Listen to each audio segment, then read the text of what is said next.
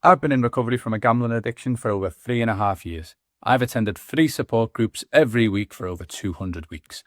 I've spoken to 2,347 gambling addicts, and here's what I've learned from speaking to them. Hello everybody, my name's Daniel and welcome to Addicted Recovery. If you're watching this right now and you feel like gambling has taken over your life, like you've tried everything to stop, but you still keep going back, I want you to know I get it. I've been there. I've lived it. I'm not talking about reading it in a book or reading someone else's story. I've lived it myself. I struggled with gambling for over 20 years. That's 2 decades of lies, chasing wins, hiding debt, feeling ashamed of myself, and trying to stop more times than I can even count. Every time I finally thought I'd cracked it, I'd find myself gambling again. Sometimes within hours, within days, within weeks, it'd always end up the same. I made every promise, I deleted all the apps, I set limits, I self-excluded, I told myself, this is the last time, never again. Sometimes after big losses, I'd be crying myself to sleep. Not just because of the money, but I just genuinely couldn't understand why I kept doing this, why I was stuck in the same pattern every time. This is what my gambling addiction did. It made me lie to myself. Maybe you've done the same. Maybe you've had those quiet moments where you've swore, I'll never do it again. Within hours, within days, you're depositing more and you're gambling again. 1 bet, 5 bets, 10 bets, 1,000 bets, it doesn't matter. I've sat in rooms with thousands of people in recovery over the last 3.5 years, and I can tell you, your story is not unique, it's not rare, it's not hopeless. It's completely normal for somebody in active addiction. I've heard it thousands and thousands of times. And that's why I want to make this video. Doesn't start with quick fixes, doesn't start with willpower. It starts with some honest, uncomfortable first steps, and that's what I want to talk about today. Step 1, admitting you have a problem. I've seen so many people come into the rooms unsure if they have a problem. By the time they've finished their first meeting, they are confident they have a problem. They have a gambling problem. The amount of people that come in, stay there for a few weeks, realize they have a problem, admit to it. After a few weeks of not gambling, a few weeks of attending the Gamblers Anonymous meetings, attending the support groups, and realizing that there's more to life than gambling, they'll then stop coming to the group, stop coming to the meetings, be convinced that they can control their gambling, and they'll go back out there and they'll place that first bet. That first bet always leads to out of control betting, always leads to the same thing. So step 1 is admitting you have a problem and not changing your mind. The amount of times I went a few months without gambling after going to my support groups and then convincing myself I can control it. I haven't bet for 4 months now. Look, I can control my gambling. I'll go and place that first bet. A first bet would always lead to the same disastrous consequences, whether it was a day later, a week later, a month later, 6 months later, would always lead to the same. Me being out of control with my gambling and just causing destruction wherever I went. So step 1 is admitting you have a problem and not changing your mind. 1 bet is too many. 1,000 is not enough. And it's so true. 1 bet is too many. I know I can't place that first bet. If I place that first bet, 1,000 bets won't be enough for me because I will just keep going and going. It's not about the money. It's just about getting that thrill, getting that enjoyment out of the anticipation. A gambler's brain actually lights up more with the anticipation of waiting for the result as opposed to the actual result itself, as opposed to winning or losing. We get more excitement out of watching that ball spin around the roulette wheel than when it actually lands and we win that money or we lose that money. The anticipation of the bet. Once I realized that is what made me accept I am addicted to gambling. I'm not addicted to winning. I'm not addicted to losing. I'm not addicted to the money. I was addicted to gambling. I was addicted to that thrill. Once I could admit that was the first step. Everyone who comes in the rooms, that is what we encourage them. That's the first thing you need to admit. I have a problem and I cannot control it. Step 2, telling someone. Everyone comes into the rooms burdened, broken down. It's like they've got the weight of the world on their shoulders. They've done so much financial destruction.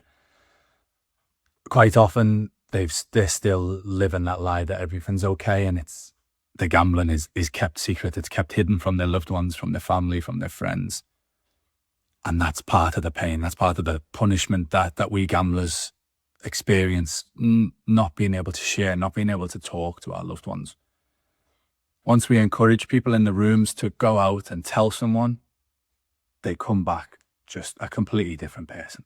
Don't get me wrong, they're not instantly healed from the gambling addiction. They haven't magically fixed their relationships. It's often a case of it'll get worse before it gets better, because it'll be a shock to the person that you're telling. But if they love you, they will want what's best for you, and they will appreciate that you're actually actively trying to help yourself, and you're trying to support yourself, and you're trying to beat this addiction. There's just something so freeing about saying out loud, I have a gambling problem and I cannot control it.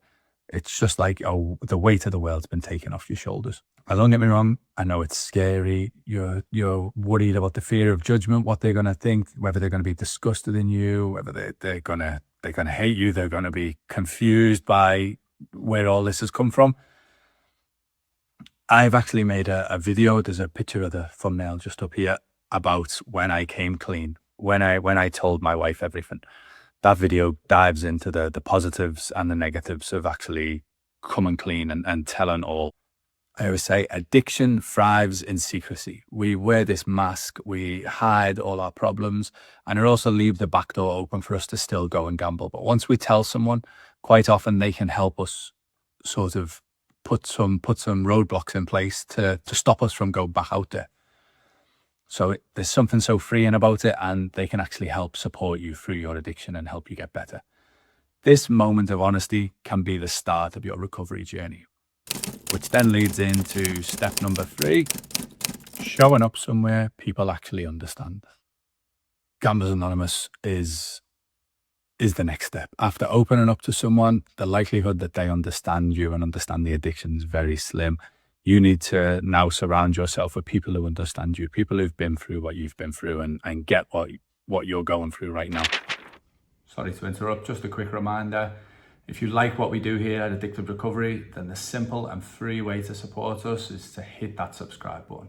It helps more than you'll ever know. It helps the channel grow, and you'll be helping spread awareness of gambling addiction. Thank you.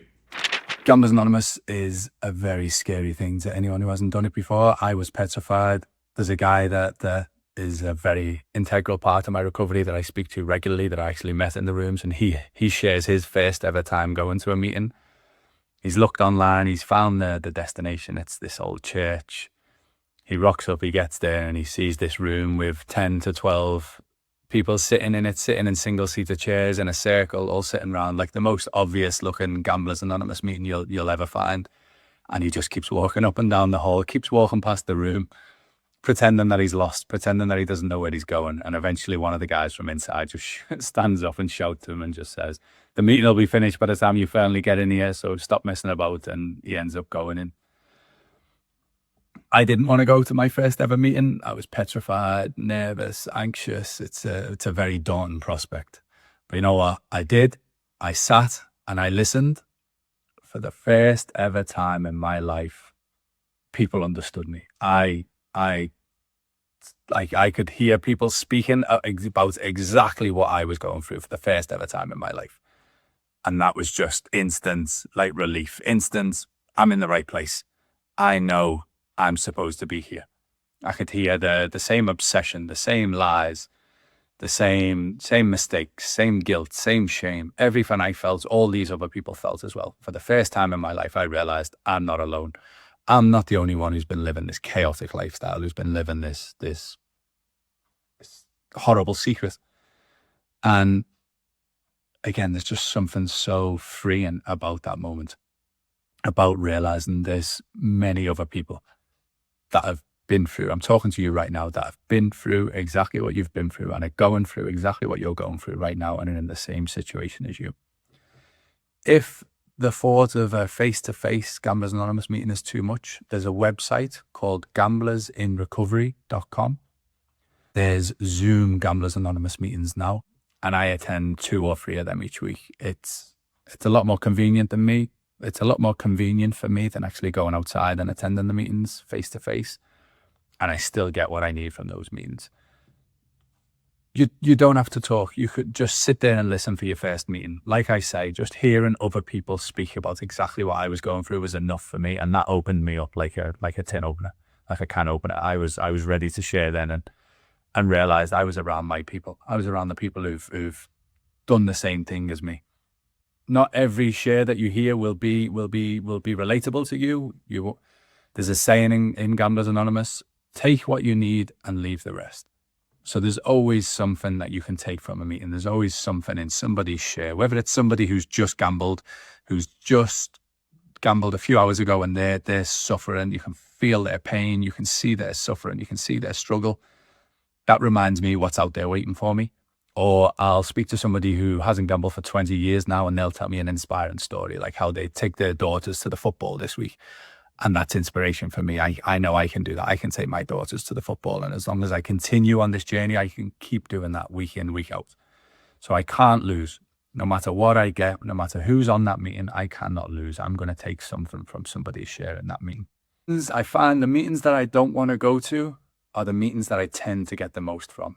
So push yourself, get out of your comfort zone. It's going to be a very hard thing to do if you've never done this before. Start with gamblersinrecovery.com. So to recap, from my lived experience of being in addiction for 20 years and speaking to thousands of people on a weekly basis, thousands of gambling addicts, the 3 most important steps to get started on your recovery journey and stop gambling. Step 1, admit it. Admit you have a problem. I cannot control my gambling. There's just something freeing about finally admitting it. If you can't admit there's a problem, then you're not going to be able to fix the problem. Step 2, telling someone, telling a loved one, telling a family member, telling somebody close to you, just getting that secret out of your head and out in the open, because addiction thrives in secrecy. Step 3, show up. Attend a Gamblers Anonymous meeting face-to-face or online. I always say connection is the opposite to addiction. Now look, if you're too scared to tell someone about it and you're not ready to admit you've got a problem, attend the Gamblers Anonymous meeting. We get plenty of people on there who aren't sure whether they've got a problem. And then by the time they leave that first meeting, they know whether they do or not. So skip step 1 and 2 and start with step 3. After a couple of meetings with step 3, step 1 and 2 will become easier, and you can go back to them afterwards. I've attended 3 meetings a week for almost 4 years now. I've seen what works and what doesn't. I've seen people come into the rooms absolutely crushed, and I've watched them slowly rebuild their lives by following these steps. So if you're at the beginning of your recovery journey and you're wondering what to do next, there's a video up here on the screen now that talks about managing money and roadblocks you can put in place. Click that video now. It could be the difference between another relapse or getting started on your recovery journey.